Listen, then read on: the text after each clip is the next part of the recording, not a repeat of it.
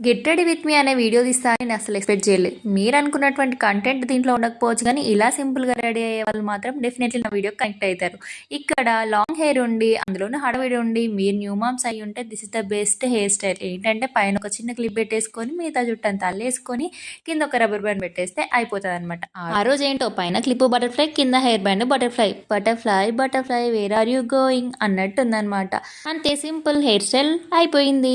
తర్వాత మనం ఎంత ఫ్రెష్ అప్ అయినా దానికి ముందు చాలా పనులు చేసి ఉంటాం కదా, పిల్లల్ని రెడీ చేయడం, సర్దుకోవాల్సినవి సర్దుకోవడం, ఇలా అన్నీ చేసి మన ఫేస్ ఫ్రెష్ అప్ అయినా కానట్టే ఉంటుంది. సో కొన్ని నీళ్ళు చిలకరించుకొని వచ్చేసి ఫెయిర్ అండ్ లవ్లీ అప్లై చేసుకుంటున్నా. ఎన్ని క్రీమ్లు వచ్చినా ఎన్ని బ్రాండ్స్ వచ్చినా ఈ ఫెయిర్ అండ్ లవ్లీ అనేది అల్టిమేట్ అండి. సింపుల్గా రెడీ అయ్యే వాళ్ళకి ఎవర్ గ్రీన్ ప్రోడక్ట్ అని చెప్పొచ్చు. తర్వాత కొంచెం లిప్ బామ్ అప్లై చేసుకున్నా.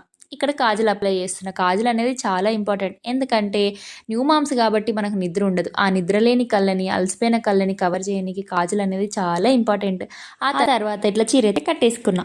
ఇక్కడైతే కొంచెం డేర్ చేసి పెద్ద జుంకాలే పెట్టేసుకున్నా. ఇప్పుడు కొంచెం ఫేస్లో కలర్ వచ్చింది అని అనిపిస్తుంది. తర్వాత అయితే షార్ట్ నెక్లెస్ పెట్టుకున్నా. పిల్లలు ఉన్నప్పుడు ఈ లాంగ్ హారమ్స్, వడ్డానంలు అస్సలు పెట్టుకోవద్దండి. మనకు కంఫర్టబుల్గా ఉండదు, ప్లస్ వాళ్ళకి కుచ్చుకుంటుంది కూడా. ఆ తర్వాత ఇక్కడైతే సింపుల్గా ఇట్లా బ్యాంగిల్స్ అయితే వేసేసుకున్నా. ఎన్ని ఉన్నా ఎంత రెడీ అయినా కుంకుమ లేకపోతే ఆ లుక్ అసలు కంప్లీట్ అవ్వదు కదా. కుంకుమ కూడా పెట్టేసుకున్నా. తర్వాత అయితే ఫెస్టివల్ కాబట్టి కాళ్ళకైతే పసుపు రాసేసుకున్నా.